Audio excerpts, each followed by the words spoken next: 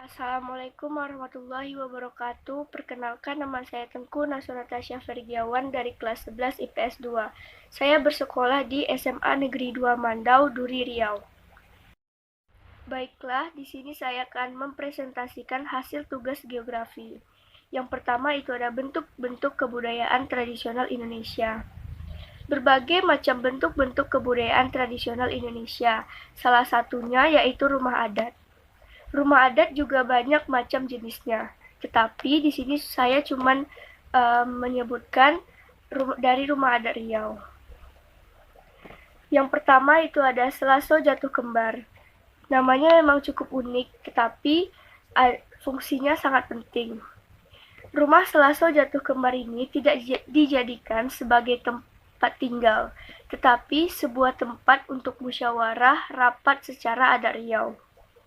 Karena bukan dijadikan sebagai tempat tinggal, bangunan ini memiliki beberapa ruangan. Ada tempat musyawarah, menyimpan benda-benda adat seperti alat musik tradisional hingga dapur. Yang kedua ada rumah Melayu atap 5 potong. Rumah Melayu atap 5 potong merupakan rumah adat yang sering digunakan oleh mayoritas masyarakat Riau. Rumah ini memiliki bentuk atap seperti bangunan limas yang terpotong dan berbentuk rumah panggung. Selain itu, bangunan ini secara keseluruhan terbuat dari kayu atau papan. Yang kedua, potensi budaya sebagai pengembangan ekonomi kreatif. Salah satunya yaitu di daerah Ubud, Bali. Secara yang kita tahu, Bali adalah salah satu pulau yang banyak dikenal orang hingga mancanegara. Nah, pesona desa Ubud ini dikenal tidak hanya karena pemandangan alamnya, tetapi juga potensi budaya tradisionalnya. Pertunjukan seni seperti sendera tari kecak dan pameran lukisan maupun ukiran merupakan pertunjukan yang selalu digelar setiap harinya di museum dan di galeri Desa Ubud.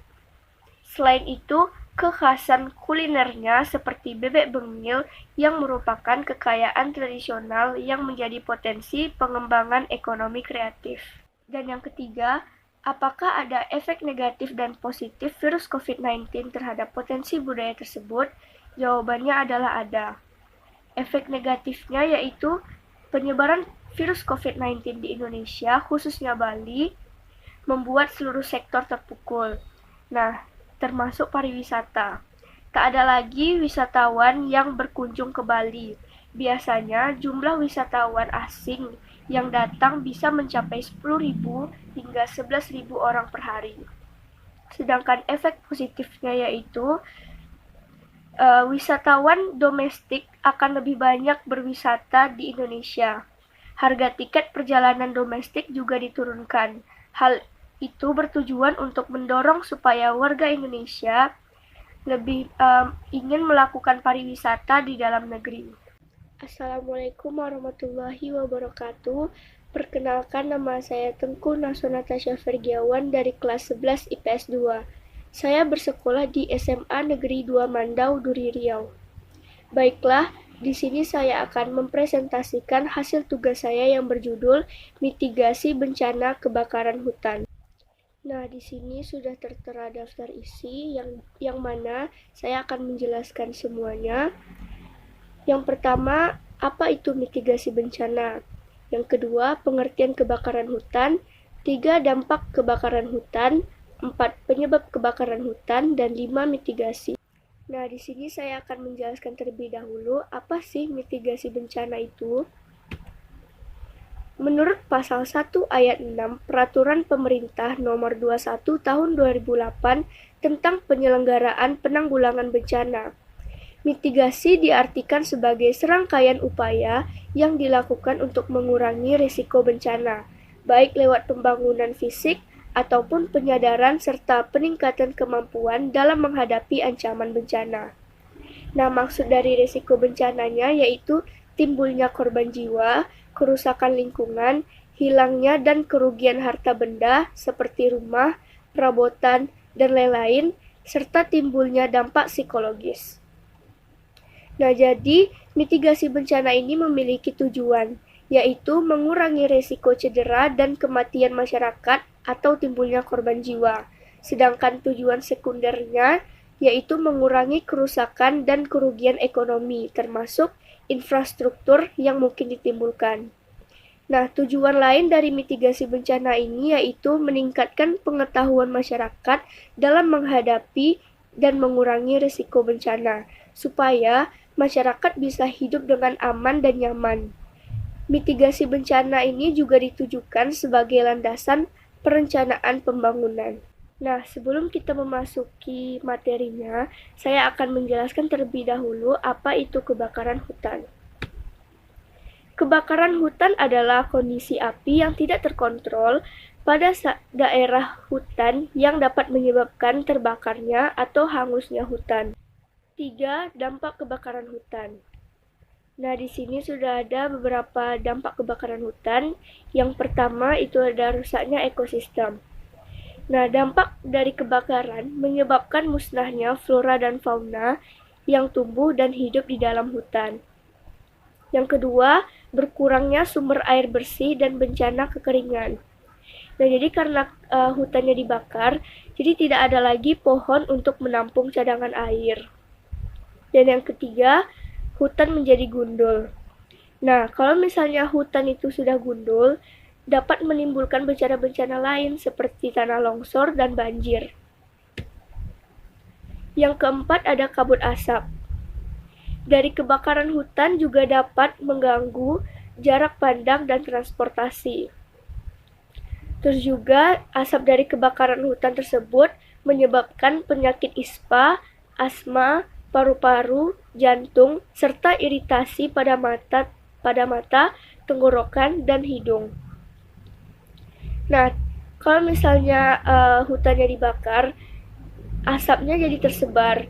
Nah, asap tersebut termasuk emisi gas, karbon dioksida, dan gas-gas ke udara, sehingga dapat menyebabkan pemanasan global dan perubahan iklim. 4. Penyebab kebakaran hutan. Nah, penyebab kebakaran hutan ini terbagi menjadi 2. Yang pertama itu penyebab dari alam, dan yang kedua itu penyebab dari ulah manusia. Nah, di sini saya akan menjelaskan terlebih dahulu penyebab kebakaran hutan yang dari alam. Yang pertama itu ada petir. Biasanya, sambaran petir lebih berdampak pada musim kemarau, ketika lahan vegetasi kering dan mudah tersulut api. Terkadang, petir juga menyebabkan kebakaran di medan yang kasar dan sulit dijangkau. Yang kedua, letusan vulkanik. Kebakaran hutan ini semakin diperparah ketika musim kemarau panjang tiba. Kebakaran hutan yang terjadi di area vegetasi pegunungan memang sulit dikendalikan dan terlihat. Biasanya hanya akan nampak kepulan asap putih dari kejauhan. Yang ketiga ada kemarau. Musim kemarau yang terlampau panjang merupakan penyebab kebakaran hutan alami yang sulit dikendalikan. Nah, kebakaran ini biasanya dipicu oleh gesekan pohon atau daun kering. Gesekan yang terjadi bisa memercikan api secara alami dan menyebabkan kebakaran hutan.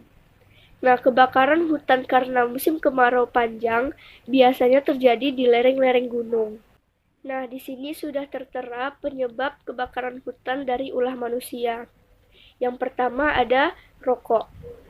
Merokok di hutan bisa menjadi kebakaran hutan. Risikonya akan semakin parah ketika vegetasi kering kerontang karena musim kemarau panjang. Nah, maka dari itu, jangan membuang puntung rokok sembarangan demi kelestarian lingkungan.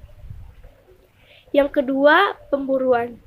Pemburuan hewan liar secara tidak langsung menjadi penyebab kebakaran hutan juga. Apalagi jika pemburuan ini dilakukan dengan senapan yang bisa memicu percikan api. Nah, jika hal ini terjadi, tak hanya hutan yang akan habis, tetapi flora dan fauna juga akan terancam. Yang ketiga, pembukaan lahan. Kebakaran hutan memang bisa terjadi secara alami. Hal ini tidak berlaku ketika pembukaan lahan tengah dilakukan, persis seperti yang terjadi di daerah Kalimantan dan Sumatera, termasuk kita yang berada di Riau ini. Marak kebakaran hutan untuk pembukaan lahan sawit baru. Nah, bahkan kebakaran hutan yang terjadi berdampak pula bagi lingkungan tinggal masyarakat desa dan perkotaan. Nah, berbagai masalah kesehatan yang berkaitan dengan pernapasan menjadi ancaman penduduk sekitar. Nah, kalau misalnya hal ini sudah terjadi, pemerintahlah yang seharusnya maju menjadi penegaknya. 4. Pakan ternak. Kehidupan masyarakat sekitar kawasan hutan sebagian besar memiliki ternak dan pengembalaan sebagai salah satu usaha sampingan untuk memenuhi kebutuhan hidupnya. Nah, kebutuhan hijauan makanan ternak harus dipenuhi. Guna mendapatkan kualitas rumput yang bagus dan mempunyai tingkat palabilitas yang tinggi, biasanya masyarakat membakar kawasan padang rumput yang sudah tidak produktif lagi. Setelah itu, akan tumbuh rumput yang baru dan lebih bagus dan gizinya yang tinggi. Namun, tentunya rawan hutan di sekitar ikut terbakar. Sekarang kita akan masuk ke materinya, yaitu mitigasi bencana. Nah, seperti yang sudah tertera di atas, ada tindakan yang dilakukan sebelum bencana. Yang pertama, pastikan semua peralatan pencegahan kebakaran hutan dan lahan telah tersedia dan siap digunakan. Jangan tinggalkan anak-anak bermain sendiri di rumah tanpa pengawasan. Larang anak-anak bermain ke hutan yang mungkin bisa saja terbakar. Pangkas semua cabang pohon yang mati mengenai rumah. Lapor ke petugas kehutanan bila terlihat hutan yang mulai terbakar. Bersihkan sekitar rumah dari sampah kertas, plastik, ataupun rumput kering.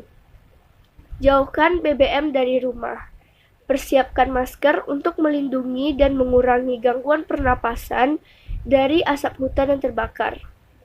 Dan yang terakhir, persiapkan kacamata untuk melindungi mata dari asap yang pekat. Selanjutnya, tindakan yang dilakukan saat bencana.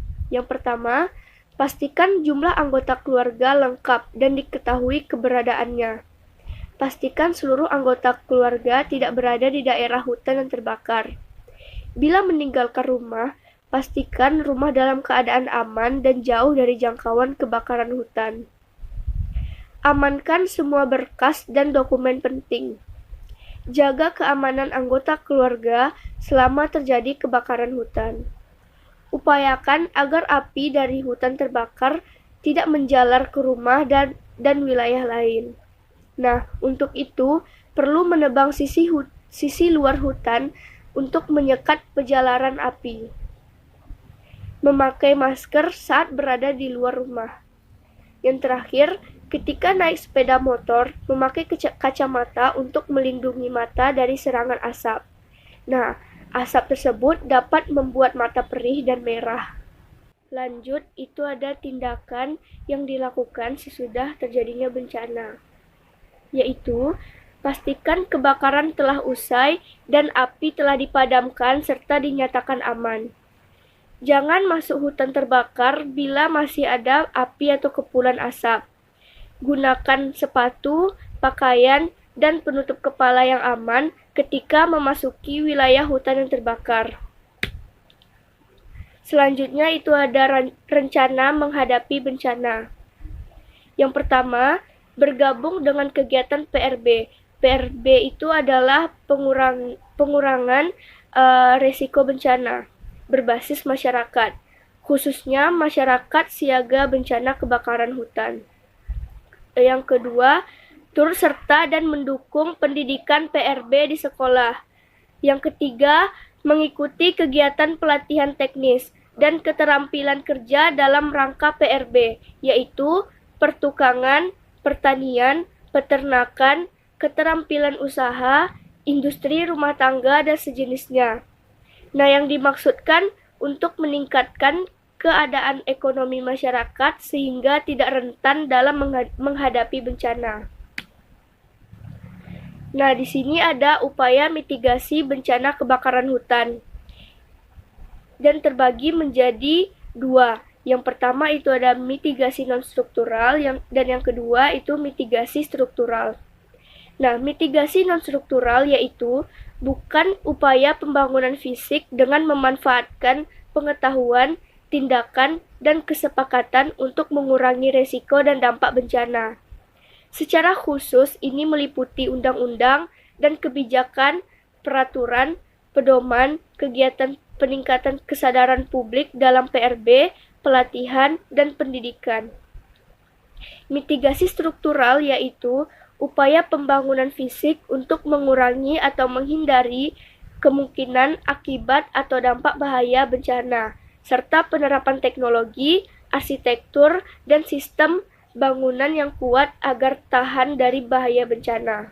Di sini sudah ada contoh mitigasi non-struktural, yaitu kampanye kebijakan pengendalian kebakaran hutan, melakukan pengawasan pembakaran hutan untuk pembukaan lahan secara ketat, pembentukan pasukan pemadam kebakaran hutan khususnya penanggulangan dini, latihan menggunakan pemadam kebakaran portable, jangan membuang puntung rokok sembarangan.